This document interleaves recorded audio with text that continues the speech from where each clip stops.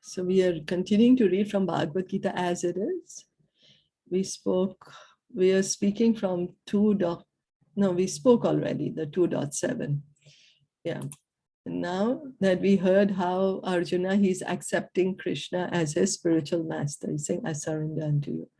So text 8, Nahi prashyami mama panudyad yachokam ochoshanam indriyanam avapya bhumav asaptanam riddham rajam suranam apichadhipatyam. I can find no means to drive away this grief, which is drying up my senses. I will not be able to dispel it, even if I win a prosperous, unrivaled kingdom on earth, with sovereignty like the demigods in heaven. So although Arjuna was putting forward so many arguments based on knowledge of the principles of religion and moral codes, it appears that he was unable to solve his real problem without the help of the spiritual master, Lord Shri Krishna. He could understand that his so-called knowledge was useless in driving away his problems, which were drying up his whole existence, and it was impossible for him to solve such perplexities without the help of a spiritual master like Lord Krishna. So Arjuna was giving so many arguments based on, traditions will be destroyed, sin, I will incur sin, so I won't be able to enjoy my kingdom. So many things, but yet he was still in a dilemma, so much that his senses were drying up. He was so affected. He was so affected that he said, I cannot get over this grief. I don't know what to do. Academic knowledge, scholarship, high position, etc. are all useless in solving the problems of life. Help can be given only by a spiritual master like Krishna. Therefore, the conclusion is that a spiritual master who is 100% in Krishna consciousness is the bona fide spiritual master, for he can solve the problems of life. So we are always faced with so many problems of life, and then we are so perplexed. Then how we can get the guidance from a true guru, a bona fide representative who's 100% Krishna consciousness. He can help us solve the problems of life. Lord Caitanya said that one who is a master in the science of Krishna consciousness, regardless of his social position, is the real spiritual master. So we can see that so many people, they claim themselves to be gurus. So many so-called gurus, they get popular for some time. Then after some time we hear, that so many people are, blaspheming them. Oh, they did this or this, they did that. So what is a true guru? Lord Chaitanya is saying a guru is a person who is a master in the science of Krishna consciousness. Only a person who is a master in the science of Krishna consciousness is a real guru. It doesn't matter if he's born in a Brahmana family or a Shudra family. Kiba vipra kiba nyasi Shudra kenenya naya e Krishna tattva veda se guru haya.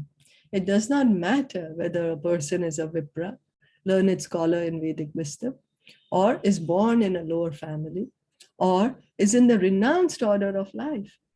If he is a master in the science of Krishna, he is the perfect and bona fide spiritual master. Caitanya Caritamrta, Adi-Lila 8.128.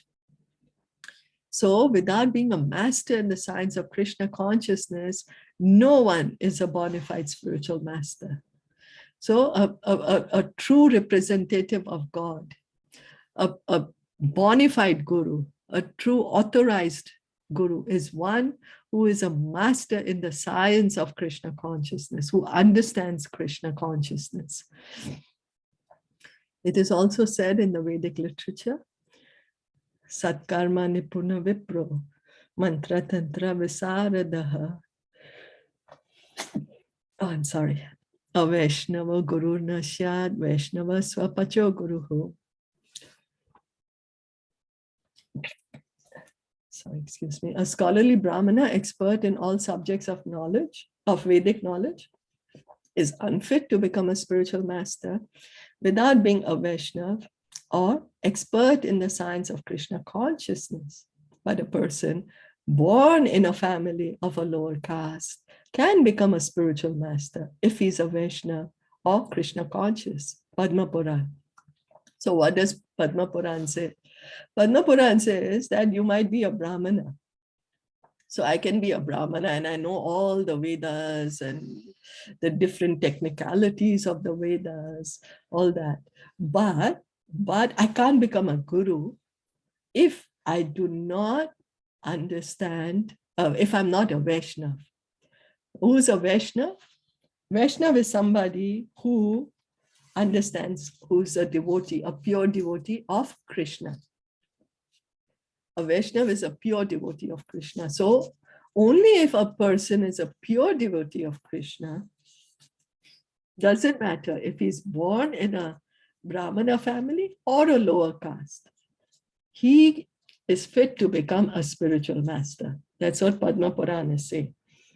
That even if a Brahmana, he's born in such a qualified family, he knows all the mantras and the tantras and the vidhi and all those things. But if he's not a pure devotee of Krishna, he is not a guru. So that is such a great responsibility to be a guru, So the problems of material existence, birth, old age, disease, and death cannot be counteracted by accumulation of wealth and economic development. So we can see, is it that if I have a lot of money or if I have a very great degree, or if I'm very, very beautiful, then I will not get old or I won't get disease or I won't die? Is that anyone? Do we know anyone who's like, really the rich people don't die or they don't get diseases? Sure, they can get the medical help with the money, but the disease will come. And for sure, death is going to come. So these are the real problems of material existence. In many parts of the world, there are states which are replete with all facilities of life, which are full of wealth and economically developed. Yet the problems of material existence are still present.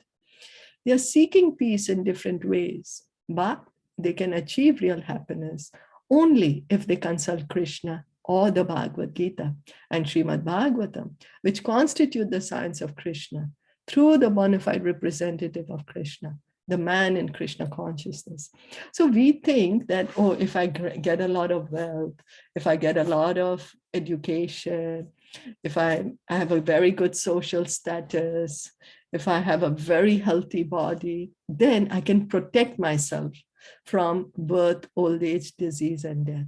We think that subconsciously. That's the reason we engage so much of our time in accumulating such things. That's what we are thinking. But all these things can never save us. They don't. They can help us help us to become a little comfortable, but they can't. It's not that the rich people are not going to get old. Sure, they might be able to afford the treatment of whatever procedures to do to not look old, but it doesn't mean that they're not getting old. That the pangs of old age are not there. So these problems, we can find a permanent solution to these problems only when we are hearing from Bhagavatam and Bhagavad Gita through the pure devotee. Only through pure devotee. Because the Bhagavad Gita, there are so many people giving lectures on Bhagavad Gita, but then those persons are still very bewildered. They don't know what's going to happen, still so fearful. Only when we hear from a pure devotee can we understand and make a permanent solution to these problems. If economic development and material comforts could drive away one's lamentations for family, social, national, or international invarieties, then Arjuna would not have said that even an unrivaled kingdom on earth or supremacy like that of the demigods in the heavenly planets would be unable to drive away his lamentation. So it's not that if we are very rich, that we won't have feeling the suffering because of the loss of a loved one, or the suffering which is caused what is happening in the society. It's not that. It's not that the wealth is going to help me to stop suffering it's going to help me to stop my loved one leaving the body. No amount of wealth can help me with that. It's not going to help me take away my lamentation. That's the reason Arjuna is saying, even if I get a kingdom, I will suffer so much that my loved ones are died. They are dead. What will I do with so much kingdom then? It's no use to me. That's what he's saying. He sought, therefore, refuge in Krishna consciousness, and that is the right path for peace and harmony. Economic development or supremacy of the world can be finished at any moment by the catalysms of material nature. Even elevation into a higher planetary situation, as men are now seeking on the moon planet, can also be finished at one stroke. So no matter how much we improve our social quality of life, no matter how much education we get, no matter how much money we get, no matter how comfortable we get, we still have this suffering, lamentation. Each of us have experienced, or at least majority of us would have experienced, loss of a dear one. Then there's so much suffering in there. So much suffering. Nothing can stop that. The Bhagavad Gita confirms this. Shine punye martya lokam vishanti. When the results of pious activities are finished, one falls down again from the peak of happiness to the lowest status of life. Many politicians of the world have fallen down in that way. Such downfalls only constitute more causes for lamentation. So even though if one might reach, one may say, oh, maybe it's only in this earthly planet that I have suffering. Let me go to the Swarglok. There is no suffering there. But the Swarglok also there is suffering. Over there also there is birth, death, old age, and disease. There's also lamentation. And then once the karma is finished to be situated in the Swarglok, we will again come back to be either a human being or even lower, maybe animal or a tree or something. Then again there is suffering. So as the example is given here, politicians, when they're in power, then they will feel very powerful. But what happens after the term is finished?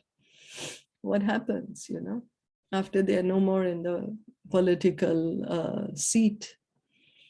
Therefore, if we want to curb lamentation for good, we have to take shelter of Krishna, as Arjuna is seeking to do. So Arjuna asked Krishna to solve his problem, definitely. That is the way of Krishna consciousness. So if we really want to find a permanent solution to our suffering, why am I suffering? I don't want to suffer. I want to be happy all the time. Why should I feel sad? Then we have to take shelter of Krishna consciousness, engage in hearing and chanting. The more we hear and chant, to that degree, our suffering will be reduced. Is that okay? Yeah. Any questions or comments? No, all good. All good. So we stop here for today. Srimad Bhagavad Gita ki jai, Srila Prabhupada ki jai, Gaura Premanande, Hare Krishna.